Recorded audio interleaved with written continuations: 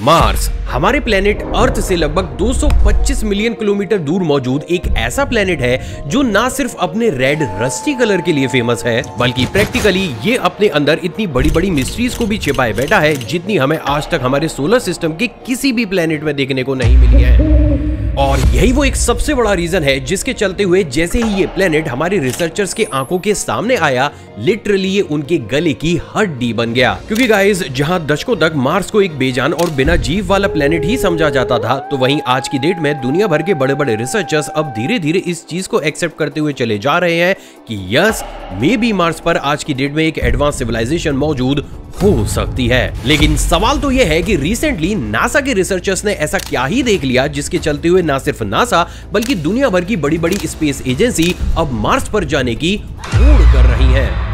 इसके साथ ही एक और सवाल जो अपने आप में काफी ज्यादा इंपॉर्टेंट है वो ये है दोस्तों कि अगर ये मान भी लिया जाए कि मार्स पर आज की डेट में कोई एडवांस सिविलाइजेशन मौजूद है, तो क्या हमारे पास कुछ ऐसे प्रूफ भी मौजूद है जो इस चीज को साबित करें कि उस सिविलाइजेशन को हमारे प्लेनेट अर्थ के बारे में भी पता है? वेल गाइस, कुर्सी की पेटी बांध लीजिए क्योंकि आज की ये वीडियो आपको अभी तक की ना सिर्फ मार्स की सारी ही मिस्ट्रीज को बताएगी, बल्कि आज मैं आपको मार्स की जमीन के नीचे चलने वाली एक ऐसी मिस्टीरियस चीज के बारे में भी बताऊंगा जिसे जानने और समझने के बाद आपको भी एक खूबसूरत सा प्लेनेट काफी ज्यादा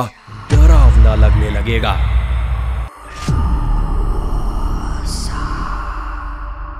साल 1610 ये वो सबसे पहली बार था जब एक इटालियन साइंटिस्ट गैलीलियो गैलीलाई ने टेलीस्कोप की हेल्प से हमारे सोलर सिस्टम में मार्स को देखा था। इंटरेस्टिंगली इसके बाद गैलीलियो और आगे आने वाले रिसर्चर्स को मार्स की कुछ क्वालिटीज ने काफी ज्यादा हैरान किया। असल में मार्स पर इनिशियल टेलीस्कोपिक इन्वेस्टिगेशन से रिसर्चर्स को ये पता चला कि मार्स का रोटेशन पीरियड लगभग 24 घंटे और 37 मिनट का होता है, जो अर्थ के एक दिन के लगभग बराबर है। सिर्फ इतना ही नहीं बल्कि उन्हें अपने ऑब्जर्वेशन से ये भी बात पता चली कि मार्स अपने एक्सिस पर अर्थ की तरह ही टिल्टेड है और ये टिल्ट लगभग 25 डिग्री का है। अब स्ट्रेंज बात ये है दोस्तों कि आप हमारे प्लेनेट अर्थ पर ये जो सीजन चेंज होता हुआ देखते हैं, प्रैक्टिकली ये हमारे अर्थ के अपने एक्सिस पर टिल्ट होने की वजह से ही होता है, जिससे इनिशियली रिसर्चर्स को ये बात समझ में आ गई थी कि मार्स पर भी अर्थ की तरह अलग अलग समय पर अलग अलग सीजन आते होंगे। अब क्योंकि ये सारी ही क्वालिटीज उन्हें अर्थ से काफी ज्यादा मिलती जुलती लगी, तो शुरुआत से ही ये प्लेनेट उनके लिए सेंटर ऑफ अट्रैक्शन बन गया। लेकिन शायद उन्हें ये नहीं पता था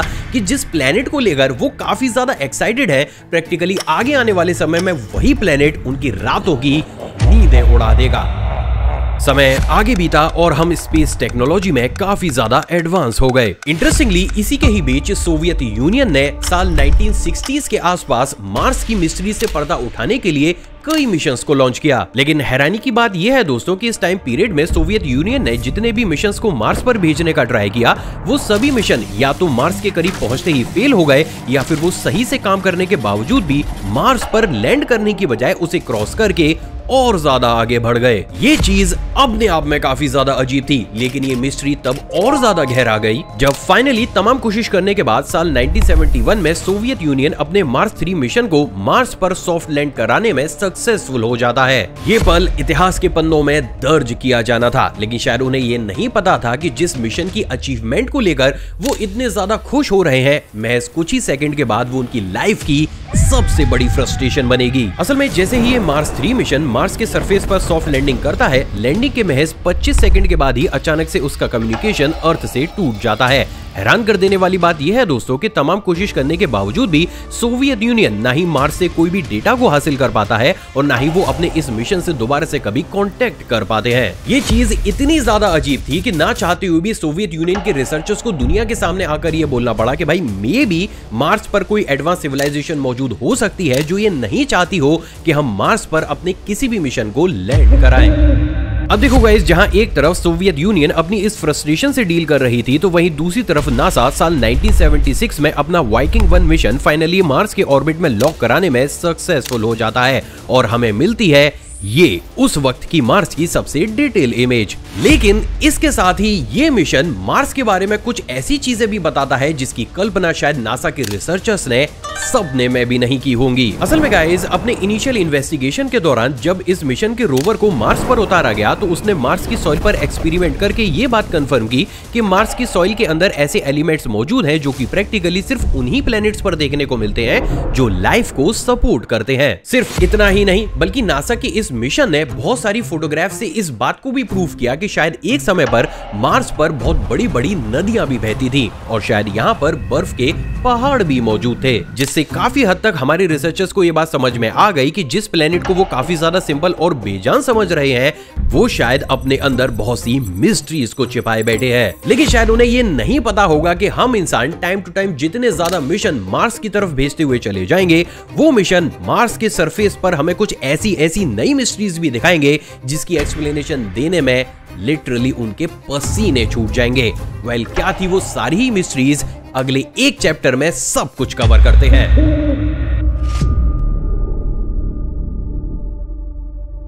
25 जुलाई 1976 नासा का वाइकिंग 1 मिशन जैसे ही मार्स के साइडोनिया रीजन के ऊपर पहुंचता है, वो वहां पर एक बेहद ही अजीब सी चीज की फोटोग्राफ को क्लिक करता है, जिसे देखने के बाद आपको भी ये स्ट्रक्चर किसी अलग आइडेंटिटी के फेस से मिलता जुलता लग रहा होगा। ये ठीक वैसा ही है जैसे हम हमारे प्लेनेट अर्थ पर अपने ग्रेट वॉरियर्स के बड़े बड़े स्टैचूज या फिर स्कल्पचर्स को बनाते हैं। इंटरेस्टिंगली इस चीज के ऊपर क्लैरिफिकेशन देते हुए नासा ने ये बोला कि ये कोई फेस स्ट्रक्चर या फिर स्टैचू नहीं बल्कि सिंपल सी रॉक फॉर्मेशन है, और क्योंकि इस पर अलग ही एंगल से सनलाइट पड़ रही है तो हमें बस ये भ्रम हो रहा है, लेकिन मार्स पर ऐसा कुछ भी मौजूद नहीं है। सरप्राइजिंगली अपनी बात को और ज्यादा ऑथेंटिक प्रूफ करने के लिए आगे चलकर नासा ने साल 1998 और 2001 में अपने नए मिशन मार्स ग्लोबल सर्वेयर से क्लिक की गई इस रीजन की डिटेल्ड इमेज को भी रिलीज किया, जिसे रिलीज करने के बाद उन्होंने दोबारा से दुनिया को ये बोला कि देखो, जो बात हम 1976 में बोल रहे थे भाई, वो पूरी तरीके से सच थी। हैरानी की बात यह है दोस्तों कि जैसे ही इसकी डिटेल्ड इमेज दुनिया के सामने आई, कुछ एक्सपर्ट्स ने इसे एक अलग ही पॉइंट ऑफ व्यू से देखा। असल में गाइस, बात अगर साल 1976 की इस इमेज की जाए तो आपको इस इमेज में फेस के आसपास कई छोटे मोटे गड्ढे या फिर रॉक्स दिखाई दे रहे होंगे, जबकि बात अगर इस डिटेल्ड इमेज की जाए तो यहाँ पर ये सारे ही गड्ढे या फिर रॉक्स ऐसे गायब हो चुके हैं कि मानो इन्हें यहाँ से एडिट करके हटाया गया हो।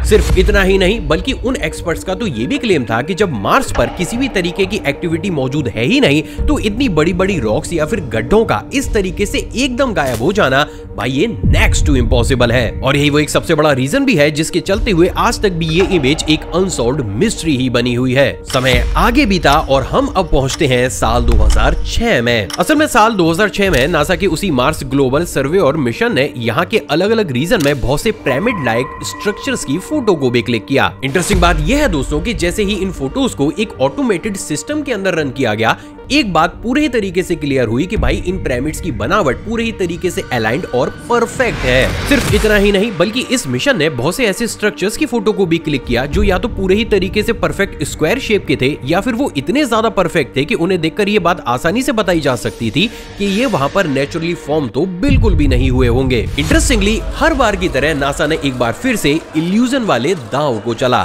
लेकिन शायद उन्हें ये नहीं पता होगा कि उनका यही दांव उनका ही एक मिशन उनके ऊपर उल्टा कर देगा। असल में साल 2012 में क्यूरियोसिटी रोवर के द्वारा क्लिक की गई इस इमेज को देखिए। इस इमेज में आपको बिल्कुल ही क्लियर एक पिरामिड लाइक स्ट्रक्चर मार्स के सरफेस के ऊपर बना हुआ नजर आ रहा होगा। इंटरेस्टिंग बात यह है दोस्तों कि अगर इस चीज को मान लिया जाए कि मार्स के ऊपर इन तरीके के स्ट्रक्चर सिर्फ नेचुरल ही फॉर्म हुए हैं, तब इनकी शेप इस तरीके से इतनी परफेक्ट हो ही नहीं सकती। इसके साथ ही अगर आपको याद हो तो मैंने आपको इस इमेज को भी दिखाया था जिसमें आप बिल्कुल ही परफेक्ट स्क्वायर शेप जैसा स्ट्रक्चर भी देख सकते हैं। अब देखो गाइस, बात अगर हमारी बेसिक फिजिक्स की जाए तो वो ये बोलती है कि इन तरीके की परफेक्ट शेप किसी भी नेचुरल कॉज जैसे कि हवा, पानी या तूफान के द्वारा क्रिएट नहीं की जा सकती। ये परफेक्ट शेप सिर्फ उसी कंडीशन में बन सकती है जो कोई एडवांस इक्विपमेंट के द्वारा प्रॉपर तरीके से मेजरमेंट करके इन्हें कट किया जाए। अब देखो गाइस, जैसे ही साल 2012 में क्यूरियोसिटी रोवर ने इस इमेज को दुनिया के सामने रखा, नासा ने दिन रात एक करके इसकी एक्सप्लेनेशन जानने का ट्राई किया,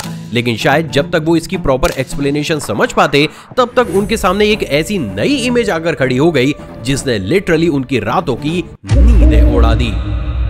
वेल गाइज, जरा इस इमेज को देखिए। असल में गाइज, इस इमेज को भी नासा के उसी रोवर के द्वारा 7 मई 2022 को कैप्चर किया गया था और इस इमेज में आप भी एक बार फिर से बिल्कुल ही परफेक्ट शेप के एक डोर जैसे स्ट्रक्चर को देख सकते हैं। हैरानी की बात यह है दोस्तों कि इस पर इनिशियल इन्वेस्टिगेशन करने के बाद नासा के एक्सपर्ट्स ने यह बताया कि इसके पीछे का रीजन सिर्फ नेचुरल इरोजन है। प्रैक्टिकली गाइज, उनके अकॉर्डिंग इस सिचुएशन में एक छोटा रॉक फ्रैक्चर हो गया है और क्योंकि वो अपनी जगह से हट गया है तो हमें कुछ इस तरीके का डोरवे जैसा स्ट्रक्चर दिखाई दे रहा है। लेकिन गाइज, इस एक्सप्लेनेशन के साथ दो सबसे बड़ी प्रॉब्लम है। नंबर 1, अगर इस तरीके का स्ट्रक्चर किसी भी रॉक के चटक कर हटने की वजह से बना है तो अगेन इसकी शेप इतनी ज्यादा परफेक्ट नहीं हो सकती। एंड नंबर 2, अगर ये सिर्फ एक टूटी हुई रॉक की वजह से ही बना हुआ एक खाली जगह ही है तो आज तक भी हमें क्यों इस डोरवे के अंदर की फोटो को क्लिक करके नहीं दिखाया गया? ये क्वेश्चन अपने आप में काफी ज्यादा वैलिड थे, जिनका जवाब हमें आज तक भी नहीं मिला है। सिर्फ इतना ही नहीं गाइस, बल्कि आगे आने वाले समय में मार्स के ऊपर जितने मिशंस को भेजा गया है, आप ये जानकर हैरान हो जाएंगे, लेकिन उन सभी मिशंस ने भी आज की डेट में भी हमारे पास 100 से ज्यादा ऐसे परफेक्ट विजुअल एविडेंसेस भेजे हैं जो इस चीज को पॉइंट आउट करते हैं कि शायद हजारों साल पहले या फिर आज भी मार्स के ऊपर लाइफ मौजूद है। एंड बाय द वे, इस चीज को भाई मैं क्लेम नहीं कर रहा हूं, बल्कि खुद रिसर्चर्स बोलते हैं, क्योंकि प्रैक्टिकली आज भी मार्स पर लगातार एक ऐसी चीज होती है जिसकी एक्सप्लेनेशन भाई किसी के पास मौजूद नहीं है। वेल, क्या है वो मिस्टीरियस चीज? चलो उसे भी डिकोड करते हैं।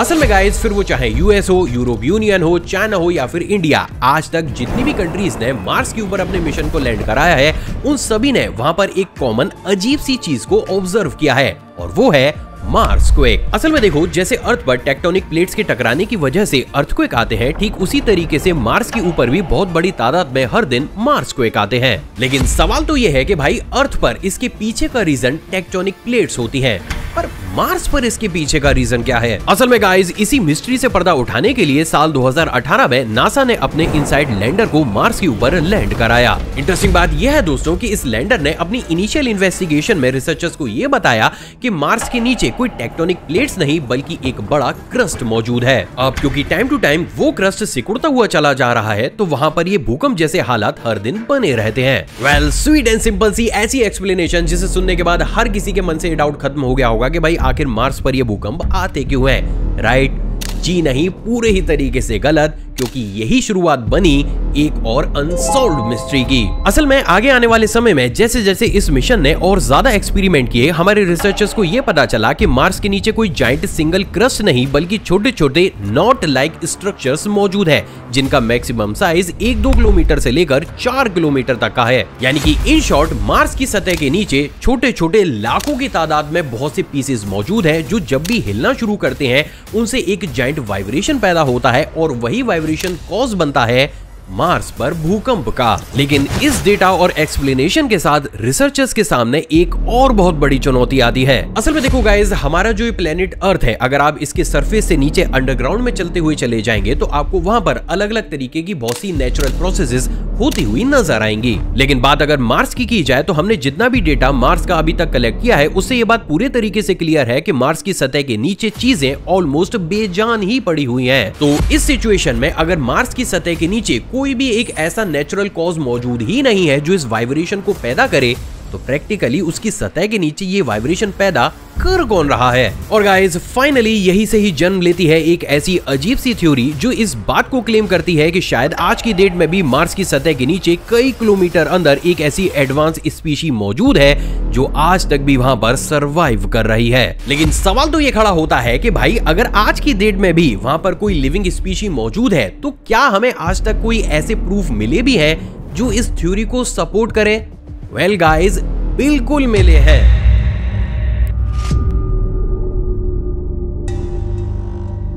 साल 2012 मार्स की सतह पर जब क्यूरियोसिटी रोवर अलग अलग तरीके के एलिमेंट्स के सैंपल को कलेक्ट कर रहा था, तो उसने वहां पर एक बड़ी अजीब सी चीज को भी डिटेक्ट किया, और वो अजीब सी चीज थी मीथेन गैस। लेकिन आखिर ये मीथेन गैस इतनी ज्यादा इंपॉर्टेंट है क्यों? असल में देखो, बात अगर हमारे प्लेनेट अर्थ की जाए तो हमारे प्लेनेट अर्थ पर methane gas normally live in organism के द्वारा प्रोड्यूस की जाती है, और मेनली ये गैस तब प्रोड्यूस होती है जब कोई लिव इन एनिमल डाइजेशन की प्रोसेस को पूरा करके अपने वेस्ट को निकालता है। बट वेट अ सेकेंड, भाई हमारे सोलर सिस्टम में बहुत से ऐसे प्लैनेट्स मौजूद हैं जिस पर प्रैक्टिकली मीथेन गैस मिलती है, तो फिर आखिर हमारे साइंटिस्ट मार्स की मीथेन गैस को लेकर इतने ज्यादा कॉन्शियस है क्यों? असल में देखो, नॉर्मली वो सभी प्लेनेट जहाँ पर कोई भी लाइफ मौजूद नहीं है वहाँ पर हमें एक स्टैटिक और सर्टेन लेवल पर मीथेन गैस लेवल देखने को मिलती है, लेकिन बात अगर मार्स की जाए तो यहाँ पर हमें सीजनल और फ्लक्चुएशन के साथ मीथेन गैस के लेवल देखने को मिल रहे हैं। यानी कि सिंपल लैंग्वेज में मार्स के ऊपर किसी दिन मीथेन गैस का लेवल काफी ज्यादा हाई होता है तो किसी दिन काफी ज्यादा लो।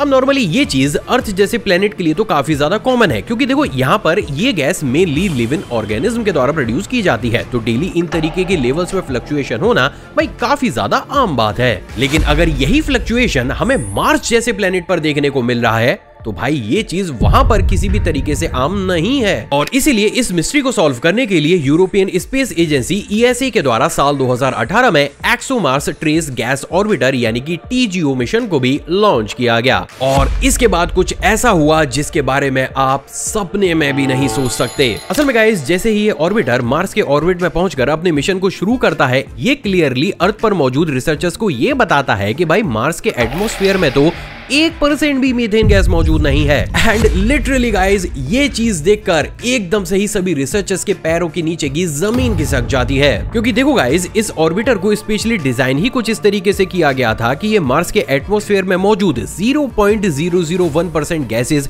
या फिर एलिमेंट्स को भी ट्रेस कर सके, और इसलिए इसके सेंसर्स क्यूरियोसिटी रोवर के कंपैरिजन में लगभग 100 गुना ज्यादा पावरफुल थे। लेकिन बावजूद इसके भी सतह पर मौजूद रोवर जहां लगातार मीथेन गैस होने की ट्रेसेस भेज रहा था, तो वहीं दूसरी तरफ इतना पावरफुल ऑर्बिटर भाई हवा में ऊपर घूमते हुए 1% भी मीथेन गैस को डिटेक्ट कर ही नहीं पा रहा था। I mean, how it's even possible? Well guys, finally जब ये चीजें रिसर्चर्स के द्वारा कंफर्म की गई तो उन्हें ना चाहते हुए भी एक ऐसी थ्योरी के साथ दुनिया के सामने आना पड़ा जो शायद वो इस दुनिया को कभी भी नहीं बताना चाहते थे। असल में गाइस, इस थ्योरी के अकॉर्डिंग मार्स की सतह के नीचे मीथेन गैस किसी भी रीजन, फिर वो चाहे लिविंग स्पीशी की हो या फिर कोई भी रीजन हो, उसकी वजह से जनरेट होती है। अब क्योंकि हमारा रोवर सतह पर मौजूद है तो जैसे ही ये गैस सतह पर पहुंचती है, रोवर के द्वारा उसे ट्रेस करके कैप्चर कर लिया जाता है। बट सरप्राइजिंगली इसके बाद जैसे ही ये गैस ट्रैवल करके एटमॉस्फेयर में पहुंचती है, किसी भी एडवांस टेक्नोलॉजी या फिर मेथड का इस्तेमाल करते हुए इसे वहां से वाइप आउट कर दिया जाता है। ये ठीक ऐसा ही है कि मानो कोई इंटेलिजेंस स्पीशी अपने होने के सबसे बड़े प्रूफ को ही दुनिया से छिपाने का काम कर रही है। और अगर ये सारी चीजें सच है तो ये बात पूरे तरीके से सच है कि आज भी शायद मार्स की गहराइयों में कुछ न कुछ तो ऐसा जरूर मौजूद है जो शायद टेक्नोलॉजी के सेक्टर में हमसे कहीं ज्यादा एडवांस है। और शायद इसलिए भी साल 2025 तक भी ना ही हम मार्स की इस मीथेन की मिस्ट्री को सुलझा पाए हैं और ना ही मार्स के सरफेस पर दिखने वाली अजीबोगरीब चीजों की मिस्ट्री को। लेकिन एक चीज जो इस पूरी ही रिसर्च में भाई मुझे पता चली है वो ये है दोस्तों कि अगर इन सारी रिसर्चर्स के कंक्लूजन को निकाला जाए तो ये बात पूरे तरीके से प्रूफ होती है कि शायद मार्स पर दो अलग अलग टाइप की सभ्यताएं मौजूद थी। एक वो जो जमीन के नीचे रहती है और प्रैक्टिकली शायद वो आज भी वहां पर रह रही है, और दूसरी वो जो आज से लाखों या फिर करोड़ों साल पहले सरफेस के ऊपर रहती थी। और पता है इनिशियल इन्वेस्टिगेशंस क्या सजेस्ट करती हैं कि वो स्पीशी देखने में कैसी थी? क्या आप देखना चाहेंगे? वेल गाइस, ये थी वो स्पीशी। अभी इस ब्लैक स्क्रीन पर आपको आपकी शक्ल दिख रही है ना? जी हाँ गाइस, वो थे हम खुद इंसान। अब देखो गाइस, वो थ्योरी और रिसर्च क्या बोलती है और क्यों कुछ रिसर्चर्स को ऐसा लगता है कि हम इंसान अर्थ से नहीं बल्कि मार्स से बिलोंग करते हैं। अगर आप भी उस चीज को डिटेल में जानना चाहते हैं तो आपको सिर्फ 3 काम करने हैं। नंबर फर्स्ट, आपको लाइक करके इस वीडियो को 6000 लाइक तक पहुंचाना है। नीचे कमेंट सेक्शन में आपको पार्ट 2 कमेंट करना है। साथ ही चैनल को सब्सक्राइब कर उस बेल आइकन को प्रेस करना है ताकि सिर्फ मार्स ही नहीं बल्कि आगे आने वाले समय में जो सच्चाई आप तक पहुंचना बहुत ज्यादा इंपॉर्टेंट है वो सही समय पर आप तक पहुंच सके। मिलते हैं एक और नई मिस्ट्री के साथ। टिल देन, जय हिंद।